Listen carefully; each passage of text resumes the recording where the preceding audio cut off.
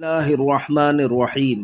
حضرت لقمان نے اپنے بیٹے کو نصیحت کی، اور بیٹا لوگوں سے بے رخی کا برتاؤ نہ کیا کرو، اور زمین پر متکبرانہ چال سے نہ چلا کرو۔ بے شک اللہ تعالیٰ کسی تکبر کرنے والے، شیخی مارنے والے کو پسند نہیں کرتے۔ اور اپنی چال میں اعتدال اختیار کرو، اور بولنے میں اپنی آواز کو پست کرو، یعنی شور مت مچاؤ۔ اگر اونچی آواز سے بولنا ہی کوئی کمال ہوتا تو گدھے کی آواز اچھی ہوتی، جب کہ آوازوں میں سب سے بری آواز گدھوں کی آواز ہے۔ اللہ الرحمن الرحیم۔